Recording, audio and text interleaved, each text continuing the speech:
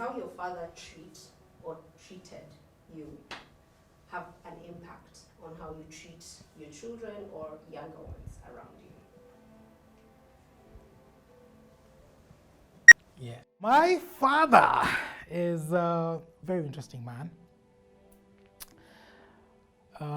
He prides himself in being what he studied. That's an engineer. He likes to introduce himself as that, an engineer. He believes he is the smartest man in the room. And most of the time he is, which is really difficult. He grew up being the smartest person in his family, as well as the smartest person in his village and in his county. I don't know why you guys look like you wanted somebody else to start. Of course, for me, it's very big. He was a very big influence, both negative and positive. So, and this I've discovered recently. So, my father was a career man. He was an engineer, and this is a engineer of the that generation where they had everything handed to them. Jobs were available. Mm-hmm. He used to work hard, and then you visit the bar in the evening, and then you come home, and all the kids come rushing to you. So that's how we remember our dad. But what was very interesting, he used to be home for news every day. So he comes in, and when it's news time, everybody keeps quiet while my dad watches news. Which is fine. And then after that, you can have some time with him before he blacks out. And then in the weekends, of course, we did sometimes have some further moments. But what was interesting about my dad was our day-to-day interactions with him. So he was a very British kind of guy. I don't know whether guys were brought up in British style, I don't know. So breakfast was eggs and toast in the morning, and you can be with my dad during his breakfast time. You can. Very briefly. So you sit, whoever is there first is lucky, gets the opportunity to engage with my dad. So if you're an early riser, that would probably be you. So usually it was me that I used to get that opportunity to sit with my dad. Now I've noticed I'm kind of the same. So I have some similar tendencies with my son. Luckily, my son is also an early riser. So I wake up early and we sit and have breakfast together.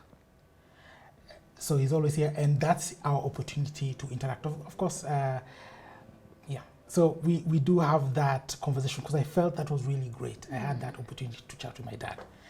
But when my dad leaves, he never really got us involved in any of his other activities. So I never got the opportunity to really go to work with him. I never got the opportunity to spend a lot of time with him, as much time as I wanted. And I wanted something different for my son. My dad never took us to school. It was my mom. I don't know why. I thought he would have more time than my mom, but I don't know. He never saw that as a thing that he should do. But I said that I will be taking my son to school. And sometimes I feel like I made a mistake when I suggested it to my wife. Because I told her, it's my responsibility. I'll be taking him and picking him up from school. Very difficult because I have to start work late, and he goes half day, so I have to stop work, go pick him up, come back. But it's really helped my relationship with my son because I really wanted to build that relationship and taking him to school for two reasons. One, I wanted to spend more time than just a breakfast session with my son. And then secondly, I want the opportunity to pray with my son every day. So we pray as we get to school. So it's become an activity that he enjoys doing. In fact, even once the few times that I can't take him to school, when he gets towards school, he asks his mom for her phone, calls me so that we can pray. Yeah. So it's really cool. So it's now a thing that we do, and then I pick him up and he really tells me about his day, about school, because I really don't have that much time with him. So the drive back, I get to catch up on everything that he's done. So when I get home, I hand him over to my wife, or I hand him over to the nanny, and then I go and continue with my work. But I feel like we've at least had some time to bond. So that is one. Secondly, my dad had a way of talking to us. He sometimes, he had a word in Kalenjin, taborion, which means clumsy. So every time you make a mistake, you do something, he always used to state that. And that's very negative. I never want to say anything negative to my son. I always want to be positive. So growing up, I thought I was clumsy. So I can't be, I will not be able to handle sensitive things. But I don't want the same thing to happen to my son. So every opportunity I get, I always try and tell him something positive. And even if he trips on something, he breaks something, first I ask him whether he's fine, are you okay, are you hurt? And then I tell him it's okay, don't worry about it. We'll clean it. And then we also do sensitive activities together. So he cooks, we cook with him. So there. How old is he, for context? He's 5. The sensitive things. And he's been doing it since like he was maybe 2.5. We got him a stool, so we used to teach him how to mix eggs and just to stuff. So he spills everywhere, that's fine. Sometimes he spills half the egg or half whatever you're doing. But it's okay. Now he's really good. Like, he doesn't spill. He knows how to measure stuff. And even like once in a while, I let him fry. It was scary. So I have to chase my wife out of the kitchen because she can't, she's like danger. So I chase her out, and then we fry. He flips like pancakes. He flips them over, puts them in the pan. He pours the new batch in. So he's getting used to it, and he's there with fire. But I'm right there next to him. So it's really good. So and I tell him you can do it. I always try and encourage him and just let him know that don't worry, you can do it. So he does it, and he seems to enjoy it. And I think hopefully it's a positive impact. I've taken something negative and I've hopefully turned it into something positive. Yeah. Whoa. Oh, wow. That's really nice. Yeah. Introducing Mr. Samuel Njagi Peter, the best man in my life. This is the man who brought me to this earth, and who every single day of my life, he gets to show me that as long as I am alive, I have a chance to live God's mission. I have a chance to be amazing and to receive all the good that I deserve. My dad has been a great support in my life. He is the one man in my life who always just reminds me to show up for myself. Every time I have a training, for example, and I am feeling like, am I ready for this session? All I need to do is pick up the call, and he tells me, you know what? Confidence is inspiring. Just go show up. Show your confidence. It will teach them anyway. And I'm just like, that's a good one. I think you've talked about the breakfast part, and I've just remembered I used to think, okay, when I was smaller, I believed my dad used to have the best breakfast. Like, it's best you wake up as early, like same time like him, because it's possible you'll get, the best. Because I remember he often used to, he often used to make his own breakfast. Yeah, of course, there's a normal chai. It's already been made. The usual stuff. If it's sweet potatoes, but one way for me to know my dad is up and he's ready to go is when I would smell the smell of toast, because only he knew. We used to have this oven, and very old school oven where hapo juu ndio there's a grill that you can grill maize on, and he was only the only person who knew how to grill bread. yeah, or to toast bread with a thing. So I always used to just wake up and say, you know what, let me just wake up. We will hang out. I'm struggling to just keep my eyes open, but this will be the time for me to just enjoy breakfast. And when I think about that right now, when you've mentioned that, that was also, if I could say, the time he really taught me how to pray. When we used to have breakfast together, I'd be there, I just take that tea. As soon as he's gone, I go back to bed. And he taught me how to pray. He used to read the Bible. And now when I think about it, that is something I'd like to share with my kids, yeah, when they come, like that alone time. And it's interesting, he does it up to today. Yeah? Fine, we don't sit over breakfast, but now you see there's WhatsApp. Over WhatsApp every single morning, like clockwork, at about like 6 or something, or 7 or something, depending. There's a message from him, a whole scripture, and I'm just like, he's done this, you know, consistently all those years.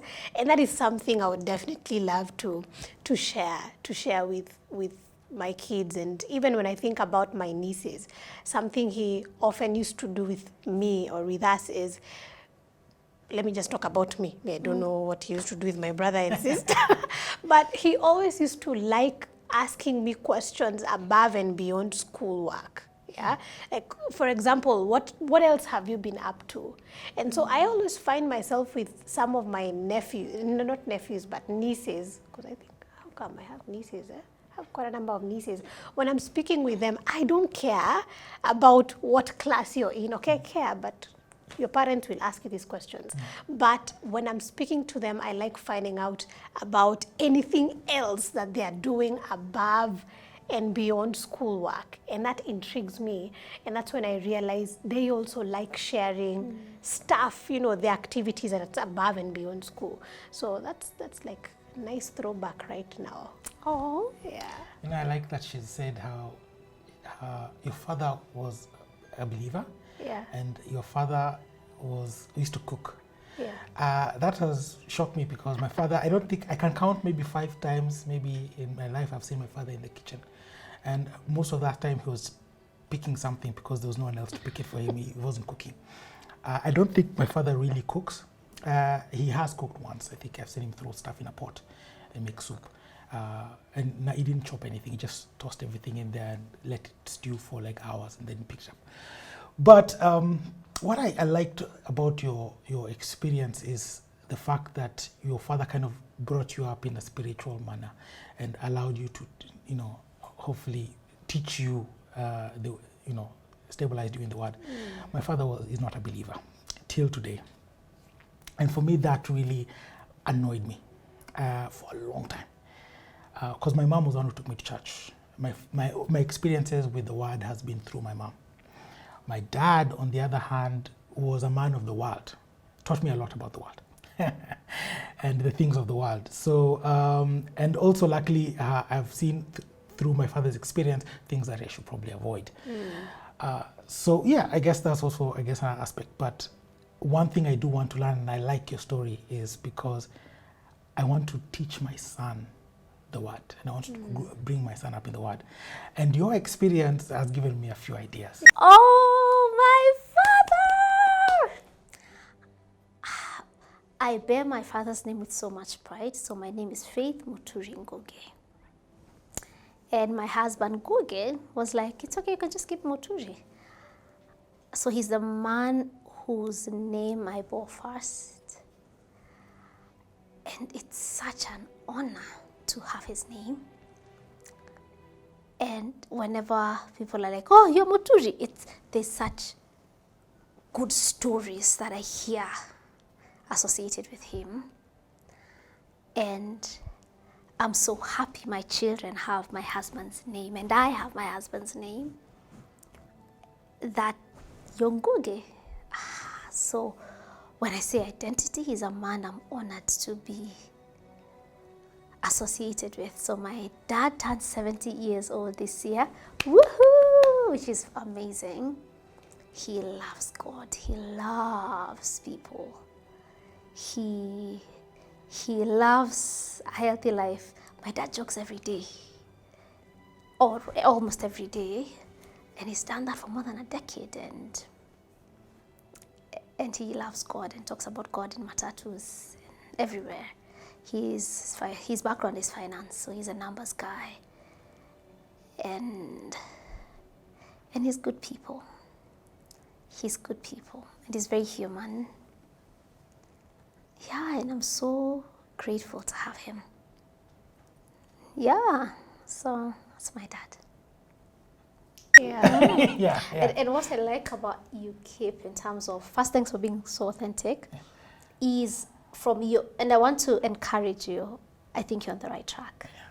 Why? You're in BSF, very committed, you're a leader, and you are teaching Sunday school and church.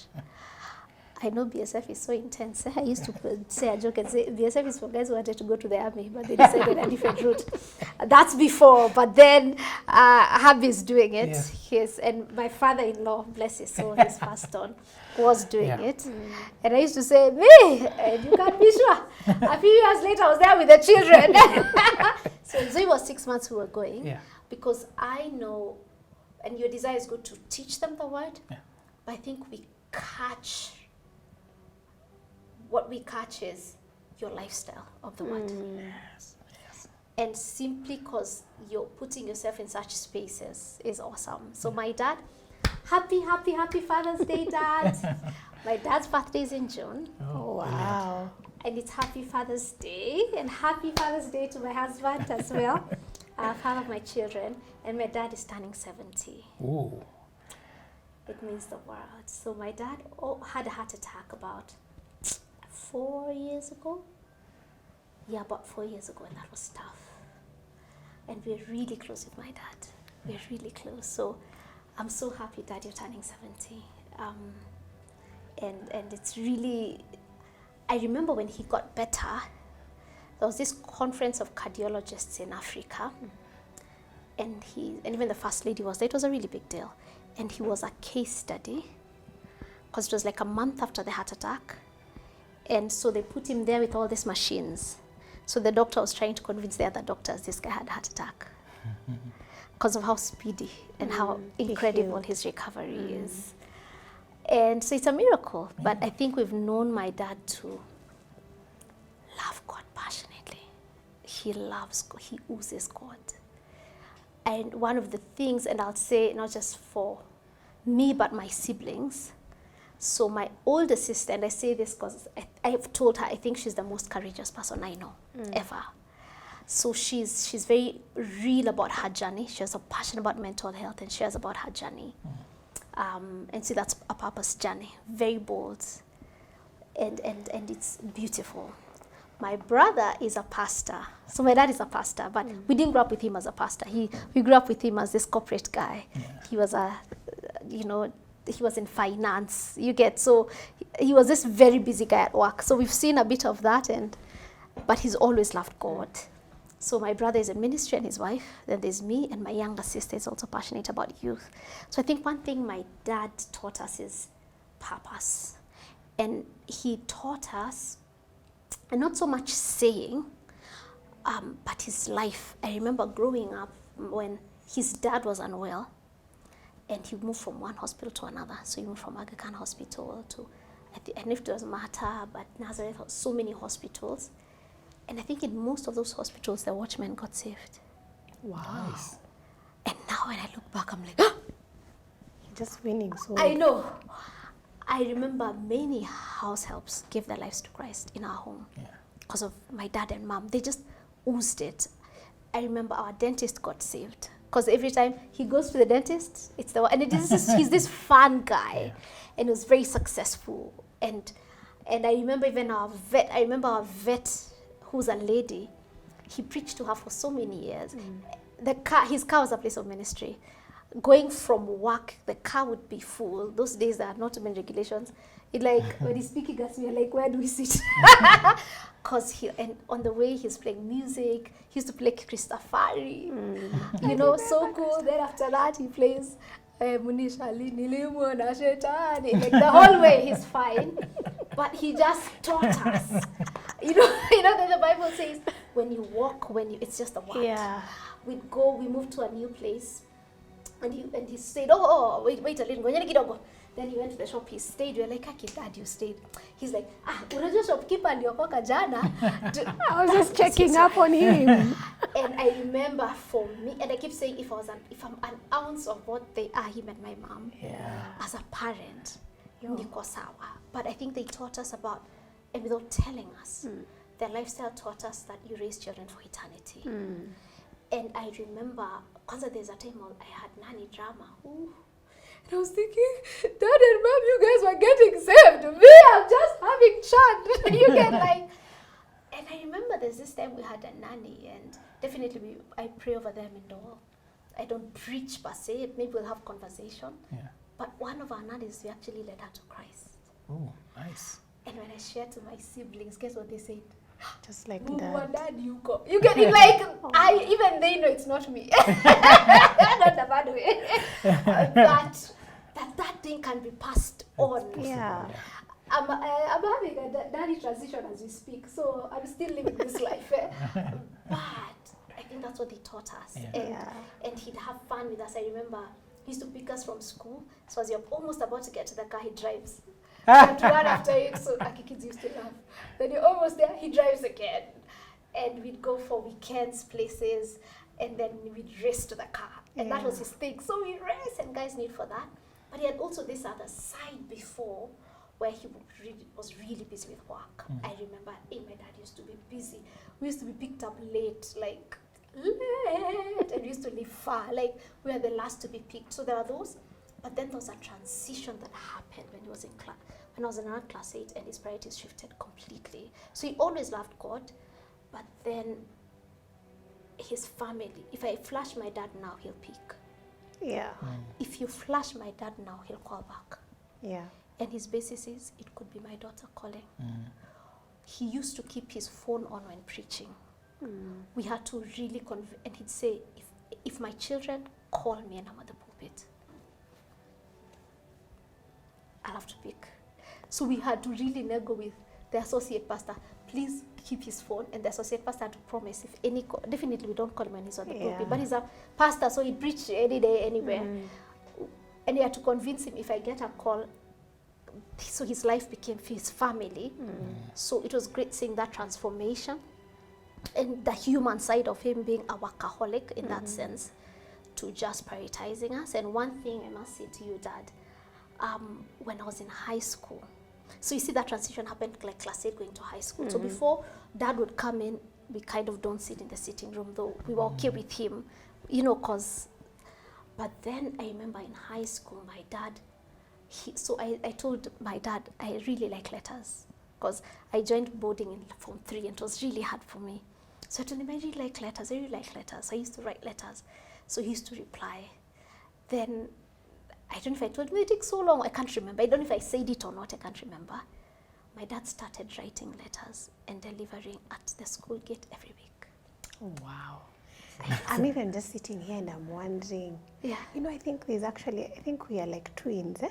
Oh, nice. I was in this school. I think we even resemble, kind of resemble. Because I cannot tell whether I told my dad, when I was in high school, I was in a very nice high school, that it was far away. Okay, it still is far away. Yeah.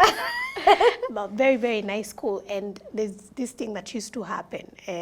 People used to receive letters, and it was a Catholic school. So when Brother John would receive the letters, he would then come and write like a whole list on the notice board for everybody with a letter, so that you can come and pick your letter. It was really popular. The bulletin was like at least called C Bro. So every time, like after lunch, you have to run to the notice board to confirm whether your C Bro is there. Whether you have a letter. Usually they were from boys. So me, I always knew there is no chance I have a C Bro. You know, so I don't know, just like you, I don't know whether one day I just felt so sad and told my dad, no one writes me letters, and I do like letters, but I will never show up on Cibro. But it reached up, I think all of a sudden my dad was writing me letters and encouraging me. And right now I'm just wondering, did I tell him or did he imagine? You know, some things you forget, but I've just realized when you were speaking about that, I realized like my dad has always taken this position of also being of service, you know, whether it's to family, to the children, or even to everybody else. That's nice. You know, unfortunately, I can't relate. You didn't receive a I letter? can't relate. Okay, I didn't go to boarding. Neither did any of my sisters. But I can't imagine my dad writing a letter. I just can't. He's not the type. He's the type to probably get somebody else to write you a letter. But I don't think he'd write a letter. He's not that. I mean, he was very protective of my older sister. As from when they were, I don't know, he used to feel her when she's somewhere. He's like, she must be there.